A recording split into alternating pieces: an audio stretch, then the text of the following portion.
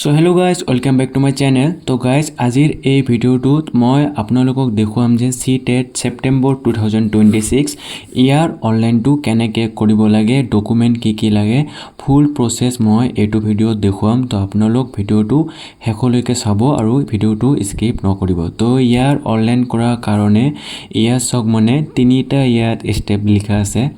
প্ৰথমে চাওক online registration, তাৰ পিছত এপ্লিকেশ্যন ফৰ্মটো ফিল কৰিব লাগিব, তাৰ পিছত এক্সামিনেশ্যন ফিটো দি আপুনি কনফাৰ্মেশ্যন পেজটো ডাউনলোড কৰিব পাৰিব। তো প্ৰথমে অনলাইনটো কৰাৰ কাৰণে আপোনালোকক চাই আছে নিউ ৰেজিষ্ট্ৰেশ্যন, এইটোত ক্লিক কৰিব।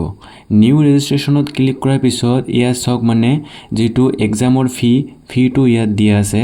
যদি আপুনি মাত্ৰ এটা পেপাৰৰ কাৰণে কৰিব বিচাৰে, যেনে ইয়াত লিখা আছে, তেন্তে মানে 1000 পে কৰিব লাগে। আৰু যদি আপুনি বহুত পেপাৰ 1 and 2 কৰিব বিচাৰে, তেন্তে আপোনালোকক 1200ৰ এটা পেমেন্ট কৰিব লাগিব, যেটো মানে এপ্লিকেশ্যন ফি হয়। তাৰ পিছত ইয়াত চাওক আপোনাৰ ফটো আৰু সিগনেচাৰ সেইবোৰ JPG ফৰমেটত হ'ব লাগিব, আৰু ইয়াত ফটোৰ সাইজটো হ'ব লাগিব 10 KB পৰা 100 KB ভিতৰত, সিগনেচাৰৰ সাইজটো হ'ব লাগিব 3 KB পৰা 30 KB ভিতৰত। তো এইবোৰ আপুনি চাই অনলাইনটো কৰাৰ আগতে ডকুমেন্টবিলাক প্ৰথমে আপুনি বনাই ল'ব। তো এইখিনি চোৱাৰ পিছত এতিয়া যে ইয়াত লিখা আছে ক্লিক হিয়াৰ টু প্ৰচিড, এইটোত আমি ক্লিক কৰিম। তো এইটোত ক্লিক কৰাৰ পিছত ইয়াত চাওক যিটো ৰেজিষ্ট্ৰেশ্যনৰ পেজ সেইটো আহি গ'ল। তো ইয়াত প্ৰথমে চাওক লিখা আছে as per class 10 passing certificate, আপুনি ডিটেইলছবোৰ ইয়াত দিব। তো প্ৰথমে চাওক লিখা আছে কেণ্ডিডেটছ নেম। তো ইয়াত আপোনাৰ যেটো ফুল নেম হয় আপুনি নেমটো ইয়াত লিখিব কেপিটেল লেটাৰত। তাৰ পিছত চাওক আপোনাৰ ফাদাৰ্স নেমটো লিখিব, ফাদাৰ্স নেমৰ পিছত নেক্সট চাওক ইয়াত দিয়া আছে মাদাৰ্স নেম, তো আপোনাৰ মাকৰ নেমটো ইয়াত লিখি দিব। তাৰ পিছত চাওক ইয়াত দিয়া আছে ডেট অফ বাৰ্থ। তো প্ৰথমে আপুনি ইয়াত ডেটটো সিলেক্ট কৰি ল'ব। তাৰ পিছত চাওক লিখা আছে মান্থ, তো মান্থটো আপুনি সিলেক্ট কৰি ল'ব। তাৰ পিছত ইয়াৰ, তো এনেকৈ এইটো সিলেক্ট কৰি ল'ব। তাৰ পিছত চাওক ইয়াত লিখা আছে জেন্ডাৰটো লিখা আছে, তো জেন্ডাৰ আপুনি যেটো হয় সেইটো ইয়াত সিলেক্ট কৰি ল'ব। তাৰ পিছত নেক্সট চাওক ইয়াত দিয়া আছে আইডেন্টিটি টাইপ। তো ইয়াৰ পৰা আপুনি যিকোনো এটা ডকুমেন্ট সিলেক্ট কৰিব। ইয়াত চাওক দিয়া আছে ভোটাৰ ID, তাৰ পিছত পাছপোৰ্ট, তাৰ পিছত bank passbook with photograph, ration card বা any other valid government ID card. ইয়াত আপুনি ভোটাৰ IDটোৱে সিলেক্ট কৰি ল'ব। ভোটাৰ IDটো এনেকৈ সিলেক্ট কৰাৰ পিছত ইয়াত মানে চাওক লিখা আছে ভোটাৰ ID নাম্বাৰ। তো ইয়াত যে মানে ভোটাৰ ID নম্বৰটো আপোনাৰ যেটো হয় সেইটো আপুনি ইয়াত সিম্পলি লিখি দিব। এনেকৈ লিখি দিয়াৰ পিছত নেক্সট চাওক ইয়াত মানে দিয়া আছে কনফাৰ্ম কেণ্ডিডেট নেম। তো ইয়াত আকৌ আপোনাৰ নেম, ফাদাৰ নেম, তাৰ পিছত মাদাৰ নেম, এইটো আপুনি তাৰ পিছত যেটো লিখা আছে date of birth, confirm gender এইবোৰ দি দিব। এনেকৈ দিয়াৰ পিছত এতিয়া আমাক নেক্সট কন্টেক্ট ডিটেইলছটো দিব লাগিব। কন্টেক্ট ডিটেইলছত প্ৰথমে চাওক ইয়াত দিয়া আছে প্ৰেমিসেছ নাম্বাৰ অৰ নেম। তো ইয়াত আপুনি ভিলেজৰ নেমটো আপোনাৰ দিব, যেটো ভিলেজৰ নেম হয়। তো ভিলেজৰ নেমটো দিয়াৰ পিছত নেক্সট চাওক ইয়াত দিয়া আছে সাব লোকেলিটি, তো এইটো অপচনেল হয়, এইটো নিদিলেও হ'ব। তাৰ পিছত লিখা আছে লোকেলিটিত আপুনি পোষ্ট অফিচ আৰু পুলিচ ষ্টেচনৰ নেমটো লিখি দিব। তাৰ পিছত কাউন্ট্ৰিটো সিলেক্ট কৰি ল'ব। তাৰ পিছত ষ্টেট, তাৰ পিছত যেটো ডিস্ট্ৰিক্ট হয় এইবোৰ আপুনি সিলেক্ট কৰি ল'ব। সিলেক্ট কৰি লোৱাৰ পিছত পিন কোডটো ইয়াত লিখি দিব।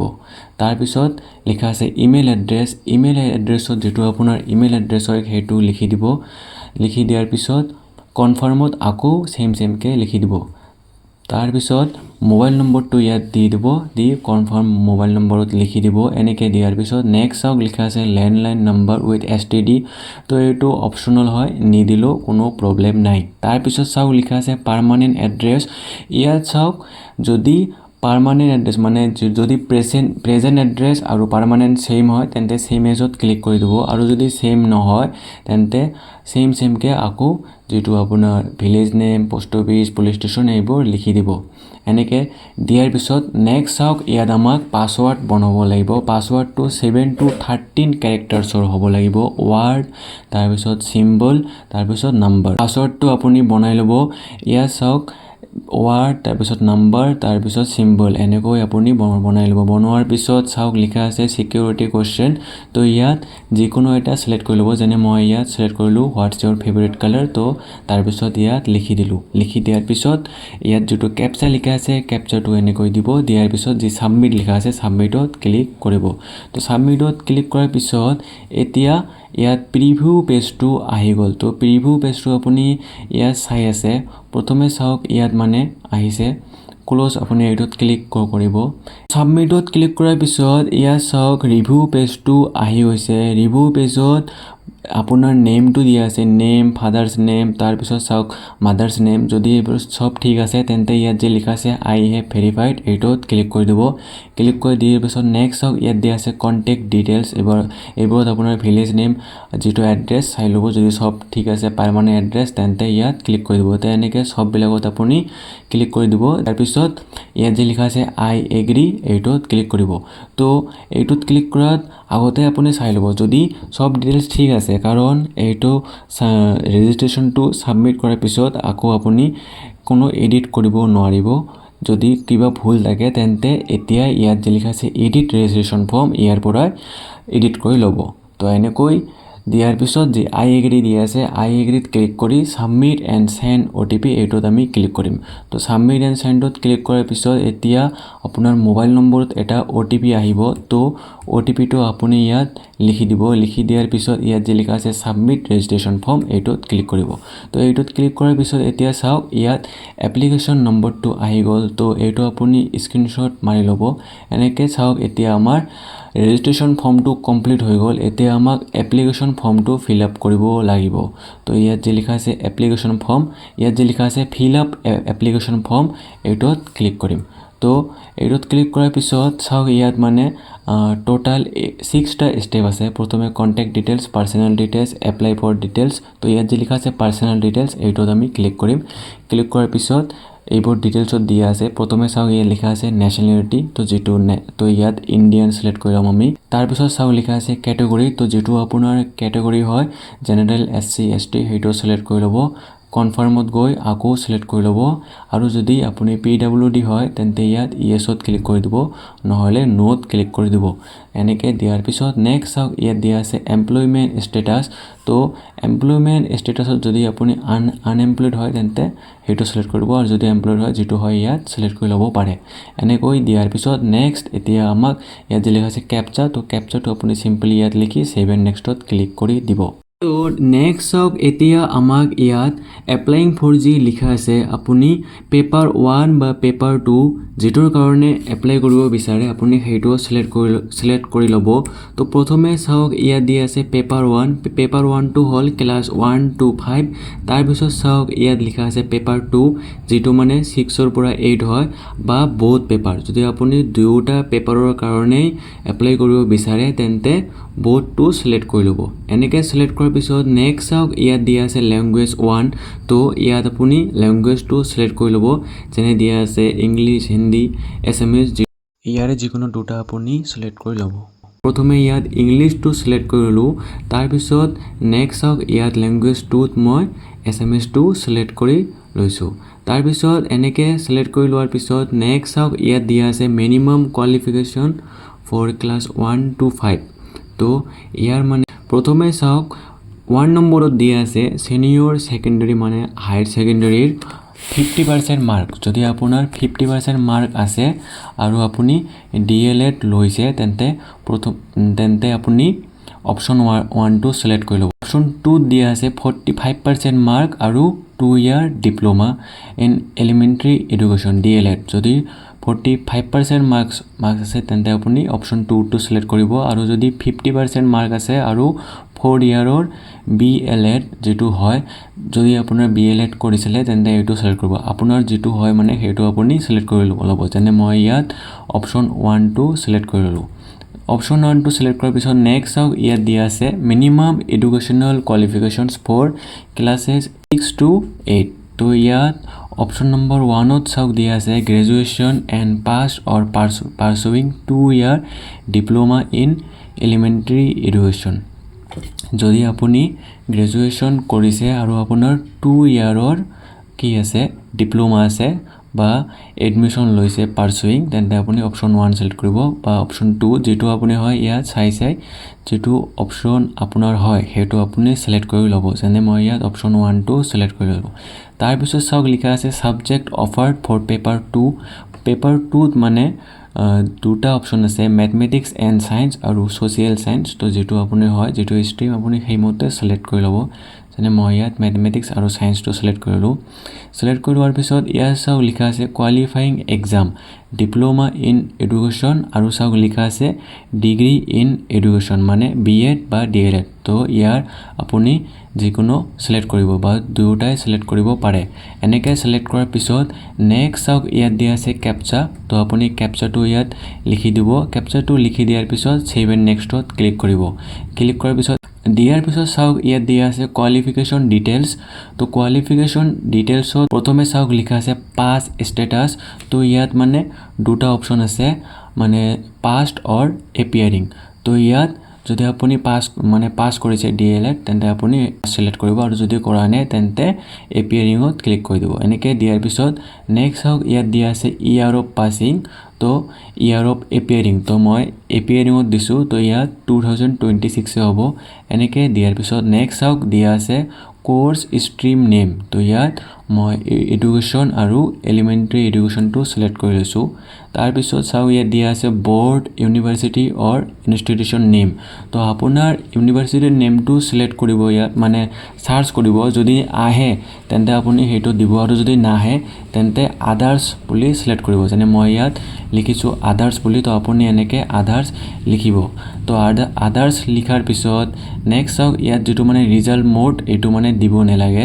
তো এতিয়া চাওক ইয়াত আদাৰ্স দিয়াৰ পিছত মানে যেটো ইউনিভাৰ্চিটি বা ইনষ্টিটিউশ্যনৰ নেম হেটো আপুনি ইয়াত লিখি দিব তো ইয়াত চাওক মানে আহিছে তো আপুনি ইয়াত এনেকৈ মানে আপোনাৰ ইনষ্টিটিউশ্যন নেম বা ইউনিভাৰ্চিটিৰ নেম হেটো আপুনি ইয়াত লিখি দিব দিয়াৰ পিছত চাওক লিখা আছে ইনষ্টিটিউট পিন কোড তো ইয়াত পিন কোড মানে যিখনত আপুনি পঢ়ি আছে হেটোৰ পিন কোডটো আপুনি ইয়াত লিখি দিব এনেকৈ দিয়াৰ পিছত নেক্সট ইয়াত ক্যাপচা আছে ক্যাপচাটো লিখি সেভ এণ্ড নেক্সটত ক্লিক কৰিব তো সেভ এণ্ড নেক্সটত ক্লিক কৰাৰ পিছত এতিয়া আমাক ফটোগ্ৰাফ আৰু সিগনেচাৰ আপলোড কৰিব লাগিব তো ফটোটো আপোনাৰ হ'ব লাগিব 100 KB টু 200 KB ৰ ভিতৰত আৰু সিগনেচাৰটো আপোনাৰ হ'ব লাগিব 4K KB টু 30 KB ৰ ভিতৰত তো আপুনি এটো ৰিচাৰ্জ কৰি বনাই ইয়াত আপলোড ফাইল ইয়াত যে লিখা আছে চুজ ফাইল এটোত প্ৰথমে চুজ কৰি ল'ব চুজ কৰি লোৱাৰ পিছত নেক্সট চাওক ইয়াত দিয়া আছে আপলোড অপশ্যনটোত ক্লিক কৰাৰ পিছত এটো আপলোড হৈ গ'ল এনেকৈ ক্লিক কৰাৰ পিছত ইয়াত ফটো আৰু সিগনেচাৰটো আপলোড হৈ গ'ল নেক্সট এতিয়া আমাক ইয়াত যে লিখা আছে সেভ এণ্ড নেক্সট আমি এটোত ক্লিক কৰিম সেভ এণ্ড নেক্সটত ক্লিক কৰাৰ পিছত এতিয়া আমাক ফাইনেল সাবমিট কৰিব লাগিব তো ফাইনেল সাবমিটটো কৰাৰ আগতে আপুনি ইয়াত চাওক প্ৰথমে যেটো লিখা আছে পাৰ্সোনেল ডিটেইলছ তো ইয়াত যে লিখা আছে আই হেভ ভেৰিফাইড এটোত আপুনি টিক কৰি দিব দিয়াৰ পিছত নেক্সট চাওক আকৌ ইয়াত লিখা আছে আই হেভ ভেৰিফাইড এবভ ডিটেইলছ আপুনি এটোত ক্লিক কৰি ল'ব এনেকৈ সব বিলাকতে টিক মাৰি দিব দিয়াৰ পিছত ইয়াত যে লিখা আছে আই এগ্ৰি এটোত আপুনি ক্লিক কৰি দিব তো আই এগ্ৰিত এটোত ক্লিক কৰি দিয়াৰ পিছত ইয়াত চাওক লিখা আছে ফাইনেল সাবমিশন অফ এপ্লিকেশ্যন আমি এটোত ক্লিক কৰিম তো গাইজ ফাইনেল সাবমিট কৰাৰ আগতে ডিটেইলছখিনি আপুনি এবাৰ ভালদৰে চেক কৰি ল'ব কিয়নো ইয়াত মানে ফাইনেল সাবমিশন কৰাৰ পিছত আৰু আপুনি ইয়াত কাৰেকশ্যন কৰিব নোৱাৰে সেইকাৰণে এবাৰ ভালদৰে চেক কৰি ল'ব যদি সব ঠিক আছে তেন্তে ইয়াত যে লিখা আছে আই এগ্ৰি এইটোত ক্লিক কৰিব ক্লিক কৰাৰ পিছত যে লিখা আছে ফাইনেল সাবমিশন আপুনি এইটোত ক্লিক কৰি দিব তো এইটোত ক্লিক কৰাৰ পিছত এতিয়া আমাৰ স্টেপ 1 ৰেজিষ্ট্ৰেচন আৰু স্টেপ 2 যেটো এপ্লিকেশ্যন ফৰ্ম এইটো কমপ্লিট হৈ গ'ল এতিয়া আমাক ইয়াত মানে ফি পেমেন্ট কৰিব লাগিব কিন্তু ইয়াৰ আগতে ইয়াত চাওক মানে লিখা আহিছে your email ID yet to be verified আগতে ইয়াত আমাক ইমেইল আইডিটো ভেৰিফাই কৰিব লাগিব তো ইয়াত যে লিখা আছে ক্লিক হিয়াৰ টু ভেৰিফাই আমি এইটোত ক্লিক কৰিম তো এইটোত ক্লিক কৰাৰ পিছত চাওক ইয়াত মানে এটা ক্যাপচা আহিছে তো ক্যাপচাটো ইয়াত লিখি দিব ক্যাপচাটো লিখি দিয়াৰ পিছত ইয়াত যে লিখা আছে সাবমিট এণ্ড গেট OTP আমি এইটোত ক্লিক কৰিম ক্লিক কৰাৰ পিছত আপোনাৰ জিমেইলত এটা OTP আহিব তো OTPটো আপুনি ইয়াত দি দিব দি ইমেইলটো ভেৰিফাই হোৱাৰ পিছত এতিয়া আমি ইয়াৰ পেমেন্টটো কৰিম যেটো মানে লাষ্ট স্টেপ তো এইটোত ক্লিক কৰিব ফি পেমেণ্টত তো ক্লিক কৰাৰ পিছত এতিয়া চাওক ইয়াত মানে সিলেক্ট মোড অফ পেমেণ্ট তো ইয়াত অনলাইন পেমেণ্টটো আহিছে তো ইয়াত যে লিখা আছে প্ৰচিড ফৰ পেমেণ্ট আপুনি এইটোত ক্লিক কৰিব ক্লিক কৰি ওকেত ক্লিক কৰি দিব চাওক ইয়াত মানে যেটো লিখা আছে any debit credit card net banking এইটো সিলেক্ট কৰি প্ৰচিড ফৰ পেমেণ্ট এইটোত ক্লিক কৰিব প্ৰচিড ফৰ পেমেণ্ট এইটোত ক্লিক কৰাৰ পিছত এতিয়া চাওক মানে ইয়াত চাৰিটা অপচন লিখা আহিছে credit card debit card ATM বা নেট বেংকিং ইউপিআই আৰু বিএসআইএম তো ইয়াত যে লিখা আছে ইউপিআই আমি এইটোত সিলেক্ট কৰিম তো ইউপিআই সিলেক্ট কৰাৰ পিছত ইয়াত চাওক মানে ইউপিআইত ক্লিক কৰাৰ পিছত ইয়াত যে লিখা আছে শো কিউআৰ এইটোত ক্লিক কৰিব ক্লিক কৰি আপুনি যিকোনো পেমেণ্ট এপ যেনে গুগল পে ফোন পে দি পেমেণ্টটো কৰিব পাৰিব তো এনেকৈ পেমেণ্টটো কৰাৰ পিছত যেটো কনফাৰ্মেশ্যন পেজ আপুনি সেইটো ডাউনলোড কৰিব পাৰিব বা আপোনাৰ জিমেইলতো কনফাৰ্মেশ্যন পেজটো আহি যাব তাৰ পৰা আপুনি ডাউনলোড কৰি ল'ব পাৰিব তো guys thank you for watching this video যদি ভিডিওটো ভাল লাগিছে তেন্তে চেনেলটো প্লিজ সাবস্ক্রাইব কৰিব আৰু যদি আপুনি এইটো অনলাইন নিজে কৰিব নোৱাৰে তেন্তে মোৰ ভিডিও ডেসক্ৰিপচনত এইটো ভিডিওৰ ডেসক্ৰিপচনত মোবাইল নম্বৰটো দিয়া আছে আপুনি হেইটোত কন্টাক্ট কৰি অনলাইনটো কৰি ল'ব পাৰিব বহুত কম এটা ফিজ দি তো guys thank you for watching this video please do subscribe this channel